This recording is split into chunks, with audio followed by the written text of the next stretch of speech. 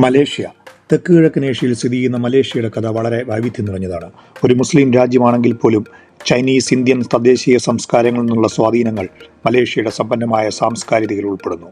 Malacca sultanate, British Portuguese കോളനിവൽക്കരണം, Tunku Abdul റഹ്മാനെ പോലുള്ള വ്യക്തികൾ നയിച്ച സ്വാതന്ത്ര്യ സമരം എന്നിവ അതിൻ്റെ ചരിത്രത്തെ രൂപപ്പെടുത്തുന്നു. ഇന്ന് മലേഷ്യ ഒരു ആധുനിക ബഹുസ്വര സംസ്കാരമുള്ള രാജ്യമായി വിരാജിക്കുന്നു. അതിൻ്റെ ഊർജ്ജസ്വലമായ നഗരങ്ങൾ, അതിശയകരമായ പ്രകൃതി ദൃശ്യങ്ങൾ, രുചികരമായ പാചകരീതികൾ എന്നിവയ്ക്ക് പേരുകേട്ടതാണ്. ഞങ്ങളുടെ മലേഷ്യ യാത്രയുടെ ചില ഹൈലൈറ്റ്സിലേക്ക് സ്വാഗതം.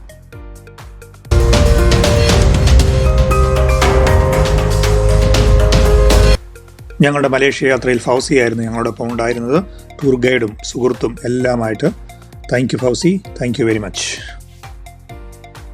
ആദ്യ ദിവസം ഞങ്ങൾ സന്ദർശിക്കാൻ പോകുന്ന സ്ഥലങ്ങൾ മെർഡേക്ക സ്ക്വയർ അല്ലെങ്കിൽ ഇൻഡിപെൻഡൻസ് സ്ക്വയർ, പിന്നെ Batu cave, Chin Swee temple, Genting Highlands. ഇതാണ് ഇൻഡിപെൻഡൻസ് സ്ക്വയർ. മെർഡേക്ക സ്ക്വയർ എന്നും അറിയപ്പെടുന്ന ഇൻഡിപെൻഡൻസ് സ്ക്വയർ മലേഷ്യയുടെ ചരിത്രപരമായ പ്രാധാന്യമുള്ളതാണ്. കോലാലംപൂർ സിറ്റിയിലാണിത്. 1957 ഓഗസ്റ്റ് 31 ബ്രിട്ടീഷ് ഭരണത്തിൽ നിന്ന് മലേഷ്യയുടെ സ്വാതന്ത്ര്യം പ്രഖ്യാപിച്ച സ്ഥലമായിരുന്നത്. Sultan Abdul Samad building, royal Selangor club, national mosque തുടങ്ങിയ പ്രധാനപ്പെട്ട ലാൻഡ്മാർക്കുകളാൽ ചുറ്റപ്പെട്ടതാണ് ഈ ചതുരം. ഇത് മലേഷ്യയുടെ പരമാധികാരത്തിൻ്റെയും ദേശീയ അഭിമാനത്തിൻ്റെയും പ്രതീകമായി തുടരുന്നു. Bat cave. മലേഷ്യയുടെ സെലങ്കോറിലെ ഗോംബാക്കിൽ സ്ഥിതി ചെയ്യുന്ന നിരവധി ഗുഹകളും ഗുഹാക്ഷേത്രവും ഉൾക്കൊള്ളുന്ന പ്രശസ്തമായ ഒരു ടൂറിസ്റ്റ് അട്രാക്ഷനാണ് ബാറ്റു ഗുഹകൾ. 42.7 മീറ്റർ അല്ലെങ്കിൽ 140 അടി ഉയരമുള്ള മുരുകന്റെ പ്രതിമയ്ക്ക് പേരുകേട്ട ഈ സ്ഥലം ഒരു പ്രശസ്തമായ ഹിന്ദു ആരാധനാലയവും വിനോദസഞ്ചാര കേന്ദ്രവുമാണ്. പ്രധാന ഗുഹകളിലെത്താൻ സന്ദർശകർക്ക് 272 പടികൾ കയറണം. അവിടെ അവർക്ക് ഹിന്ദു ആരാധനാലയവും ക്ഷേത്രങ്ങളും ഗുഹകളും പരിവേഷണം ചെയ്യാനും ചുറ്റുമുള്ള പ്രദേശത്തിൻ്റെ വിശാലമായ കാഴ്ചകൾ ആസ്വദിക്കാനും കഴിയും.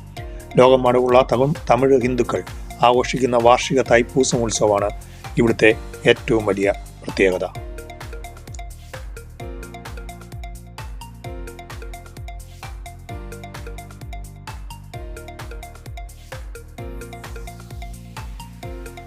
പിന്നീട് ഞങ്ങൾ ജെൻഡിങ് ഹൈലാൻഡ്സിലേക്കുള്ള യാത്രയാണ്.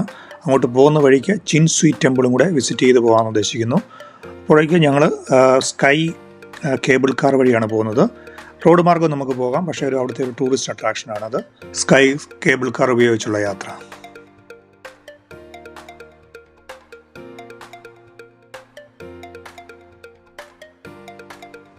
ചിൻ സ്വി ടെമ്പിൾ വളരെ ശാന്തവും മനോഹരമായ ഒരു അനുഭവമാണ് നമുക്കിവിടെ വന്നു കഴിഞ്ഞാൽ കിട്ടുക. ജെൻഡിങ് ഹൈലാൻഡ്സ് അങ്ങോട്ടേക്ക് പോകണമെങ്കിൽ നമുക്ക് സ്കൈ കേബിൾ കാർ ഉപയോഗിച്ച് വേണം യാത്ര ചെയ്യാൻ. മലേഷ്യയിലെ പഹാങ് സംസ്ഥാനത്ത് സമുദ്രനിരപ്പിൽ നിന്ന് ഏകദേശം 1800 മീറ്റർ ഉയരത്തിലുള്ള പർവ്വതനിരകളിലാണ് ജെൻഡിങ് ഹൈലാൻഡ്സ് സ്ഥിതി ചെയ്യുന്നത്. ജെൻഡിങ് ഹൈലാൻഡ്സ് തണുത്ത കാലാവസ്ഥ, തീം പാർക്കുകൾ, ഊർജ്ജസ്വലമായ വിനോദ ഓപ്ഷനുകൾക്ക് പേരുകേട്ടതാണ്. ഒരു പ്രശസ്തമായ ഹിൽ റിസോർട്ടാണിത്. ജെൻഡിങ് സ്കൈവേ കേബിൾ കാർ, കസീനോകൾ, ഹോട്ടലുകൾ, ഇൻഡോർ ഔട്ട്ഡോർ തീം പാർക്കുകൾ എന്നിവയെല്ലാം ഇവിടെയുണ്ട്. വർഷം മുഴുവനും താപനില 15 മുതൽ 25 ഡിഗ്രി വരെയാണ്.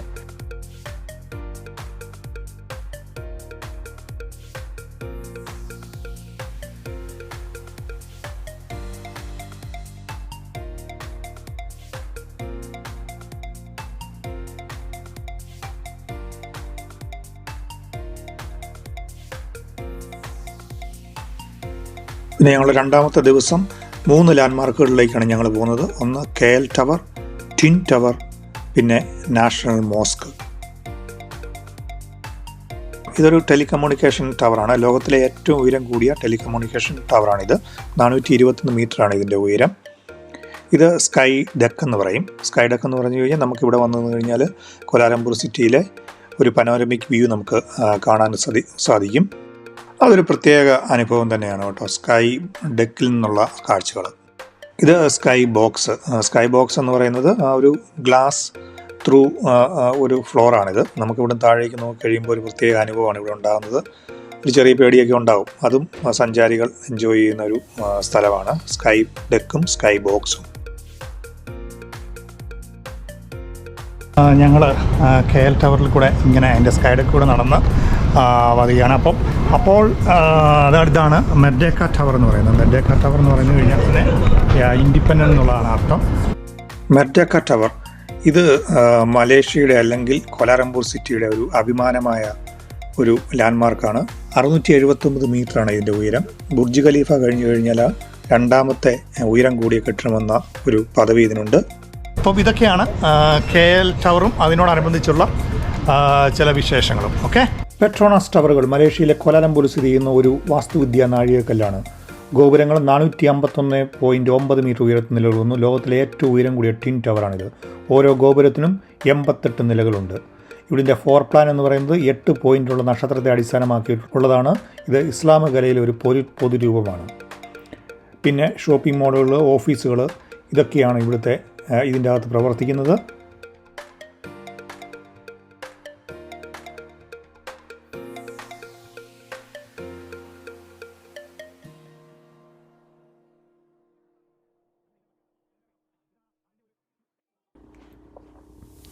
ഇങ്ങോട്ടേക്ക് സന്ദർശിക്കാനുള്ള ടിക്കറ്റ് ഞങ്ങൾ തലേദിവസം തന്നെ എടുത്തു വച്ചിരുന്നു. അല്ല, രാവിലെ അവിടെ ചെന്ന് കഴിഞ്ഞാൽ കിട്ടാൻ സാധ്യതയില്ല. ഇതാണ് സ്കൈ ബ്രിഡ്ജ് എന്ന് പറയുന്നത്. 2 ട്വിൻ ടവറുകളെ തമ്മിൽ ബന്ധിപ്പിക്കുന്ന സ്ഥലമാണ്. അവിടെ നിന്നുള്ളൊരു കാഴ്ചയാണിത്. അവിടെയാണ് നമ്മൾ ടിക്കറ്റ് എടുത്തു കഴിയുമ്പോൾ നമുക്ക് സ്കൈ ബ്രിഡ്ജിലോട്ട് നമുക്ക് അവിടെ നിന്ന് പ്രവേശിക്കുന്നു. അവിടെ നിന്നുള്ള കാഴ്ചകളും നമുക്ക് കാണാൻ സാധിക്കും.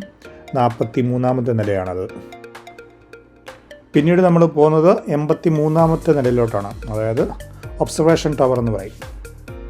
ഒബ്സർവേഷൻ ടവർ എന്ന് പറഞ്ഞു കഴിഞ്ഞാൽ നമുക്ക് അവിടെ നിന്ന് കഴിഞ്ഞ് കഴിഞ്ഞാൽ ഒരു പ്രത്യേക അനുഭവമാണ്. അവിടെ നിന്ന് നമ്മൾ കോലാലംപൂർ സിറ്റി മുഴുവനായിട്ട് നമുക്ക് കാണാൻ സാധിക്കും. 83ാമത്തെ നില.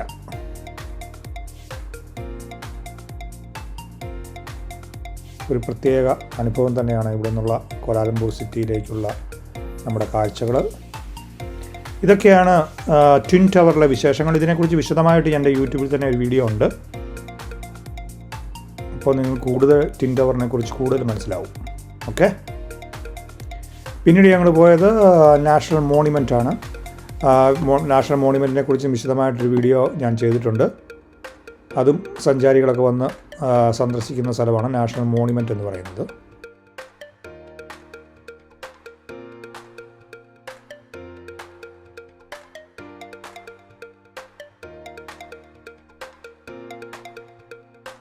നാഷണൽ മോസ്ക് അല്ലെങ്കിൽ മസ്ജിദ് നഗര എന്നറിയപ്പെടുന്ന മലേഷ്യയിലെ ദേശീയ മസ്ജിദ് കോലാലംപൂരിൽ സ്ഥിതി ചെയ്യുന്ന ഒരു ഇസ്ലാമിൻ്റെ പ്രമുഖ ചിഹ്നമാണ്.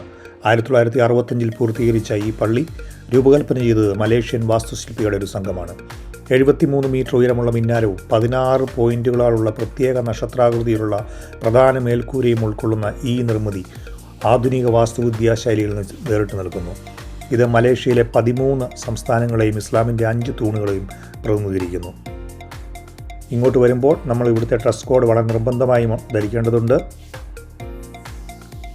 അതിമനോഹരമായ ഒരു നിർമ്മിതിയാണ്. വളരെ ശാന്തവും വളരെ സുന്ദരവുമാണ് ഇതിൻ്റെ അകത്തേക്ക് വന്നു കഴിയുമ്പോൾ നമുക്ക് ഒരു പ്രത്യേകമായിട്ട് അനുഭവപ്പെടുന്നത്. പിന്നെ ഇവിടത്തേക്ക് നടന്നു വരുമ്പോൾ ഇവിടെ നമ്മുടെ പ്രാർത്ഥനാ ഹാള് കാണാം. ഈ പ്രാർത്ഥനാ ഹാളിൽ ഏകദേശം 15,000 വിശ്വാസികൾക്ക് ഒരേ സമയം പ്രാർത്ഥിക്കാനുള്ള സൗകര്യമുണ്ട്.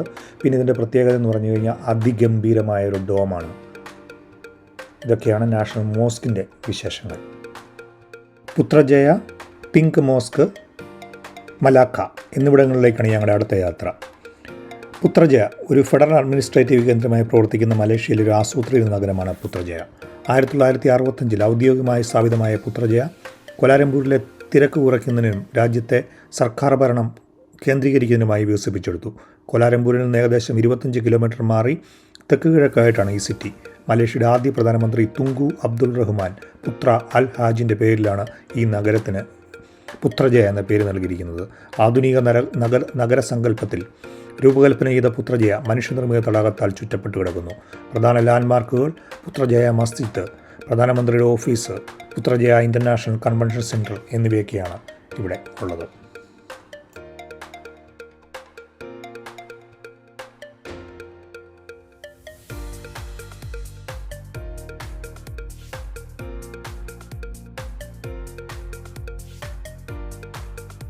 പിങ്ക് മോസ്ക് അല്ലെങ്കിൽ പുത്ര മോസ്ക്. പുത്രജയ തടാകത്തിന് തീരത്ത് സ്ഥിതി ചെയ്യുന്ന പിങ്ക് മസ്ജിദ് വിശ്വാസികളെയും വിനോദസഞ്ചാരികളെയും ആകർഷിക്കുന്ന ഒരു പ്രധാന മതപരവും സാംസ്കാരികവുമായ സ്ഥലമാണ്. പുത്ര മസ്ജിദ് എന്നറിയപ്പെടുന്ന പിങ്ക് മസ്ജിദ് പുത്രജയ നഗരത്തിൽ സ്ഥിതി ചെയ്യുന്ന മലേഷ്യയിലെ ഏറ്റവും പ്രശസ്തമായ ലാൻഡ്മാർക്കുകളിലൊന്നാണ്. 1999 പൂർത്തീകരിച്ച ഈ പള്ളി മലേഷ്യയുടെ ആദ്യ പ്രധാനമന്ത്രി തുങ്കു അബ്ദുൾ റഹ്മാൻ പുത്ര അൽ ഹാജിൻ്റെ പേരിലാണ് അറിയപ്പെടുന്നത്. ഇങ്ങോട്ട് കയറുന്നതിന് മുമ്പ് സ്ത്രീകൾക്കൊരു പ്രത്യേകമായ ഡ്രസ് കോഡ് ഒക്കെ ഉണ്ട്. അതൊക്കെ ധരിച്ചതിന് ശേഷമേ അവർ കയറ്റിവിടത്തുള്ളൂ. 116 മീറ്റർ ഉയരമുള്ള ഒരു മിന്നാരമാണ് ഇതിൻ്റെ ഒരു പ്രത്യേകത എന്ന് പറയുന്നത്.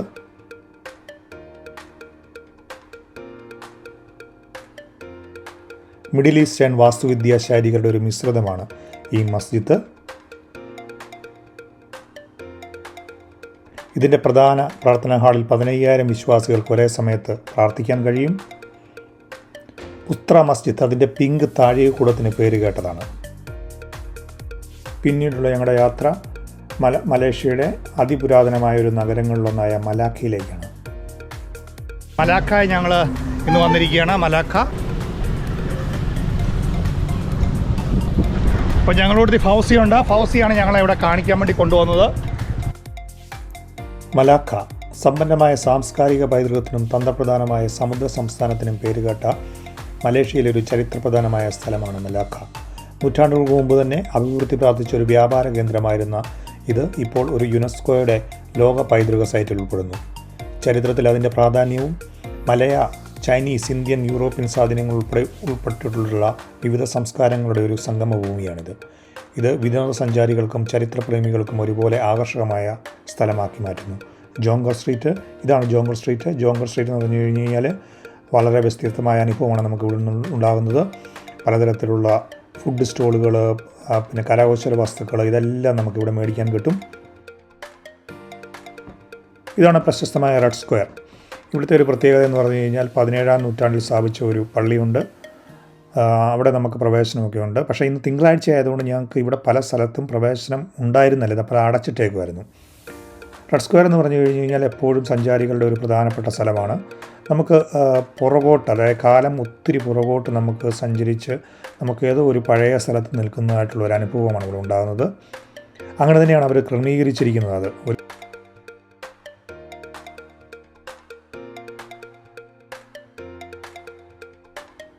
മലാക്ക സുൽത്താൻ്റെ ഒരു കൊട്ടാരമുണ്ട് ഇവിടെ. അത് ഇപ്പോൾ ഒരു മ്യൂസിയമായി പ്രവർത്തിക്കുന്നു. ഇന്ന് തിങ്കളാഴ്ചയൊക്കെ ആയതുകൊണ്ട് അത് ഓപ്പൺ അല്ല, ഞങ്ങൾക്കത് കയറി കാണാൻ പറ്റിയില്ല. പിന്നെ നമുക്കിവിടെ പല കാര്യങ്ങളും യൂറോപ്യൻ കുടിയേറ്റത്തിൻ്റെ അവശിഷ്ടങ്ങളൊക്കെ നമുക്ക് കാണാൻ പറ്റും. അതൊക്കെ ഒരു ജീവനുള്ള സ്മാരകമായി ഇവിടെ തുടരുന്നു. ഇതാണ് സെൻറ്റ് പോൾസ് ചർച്ച്. 16-ാം നൂറ്റാണ്ടിൻ്റെ ആരംഭം മുതൽ സമ്പന്നമായൊരു ചരിത്രമുള്ളതാണിത്. 1521 പോർച്ചുഗീസുകാരാണ് ആദ്യം പണി കഴിപ്പിച്ചത്. അവർ ലേഡി ഓഫ് അനൗൺസിയേഷൻ എന്നാണ് അന്ന് ഇത് അറിയപ്പെട്ടിരുന്നത്. 1641 ഡച്ചുകാർ മലാക്ക പിടിച്ചടക്കുന്നവരെ ഇത് പ്രമുഖ കത്തോലിക്ക പള്ളിയായി പ്രവർത്തിച്ചിരുന്നു. ഡച്ചുകാർ ഈ പള്ളി ഒരു പ്രൊട്ടസ്റ്റൻ്റ് പള്ളിയാക്കുകയും സെൻറ്റ് പോൾസ് ചർച്ച് എന്ന് നാമകരണം ചെയ്യുകയും ചെയ്തു. സെൻറ്റ് പോൾസ് ചർച്ച് ഇവിടുത്തെ ഒരു വിനോദ സഞ്ചാര സ്ഥലമാണ്. അതുപോലെ യുനെസ്കോ പൈതൃക പട്ടികയിൽ ഇത് ഉൾപ്പെട്ടിട്ടുണ്ട്. അവിടെ നോക്കുമ്പോൾ ഒരു കാഴ്ചയാണ് ഇത് കാണുന്നത്, റിവോൾവിംഗ് റെസ്റ്റോറൻ്റൊക്കെ. ഇന്ത്യൻ മഹാസമുദ്രത്തെ ദക്ഷിണ ചൈന കടലുമായി ബന്ധിപ്പിക്കുന്ന ലോകത്തിലെ ഏറ്റവും പ്രധാനപ്പെട്ട ജലപാതകളിലൊന്നാണ് മലാക്ക കടലിടുക്ക്. മസ്ജിദ് സലാത്ത് മലാക്ക എന്നറിയപ്പെടുന്ന മലാക്ക സ്ട്രെയ്റ്റ് മസ്ജിദ് ഇതിൻ്റെ തീരത്താണ്. വേലിയേറ്റ സമയത്ത് വെള്ളത്തിൽ പൊങ്ങിക്കിടക്കുന്ന അതിശയകരമായ ഘടനയുള്ള അതിൻ്റെ അതുല്യമായ രൂപകൽപ്പനയ്ക്ക് ഇത് പ്രശസ്തമാണ്. തീർച്ചയായും കാണേണ്ട ഒരു മസ്ജിദാണിത്.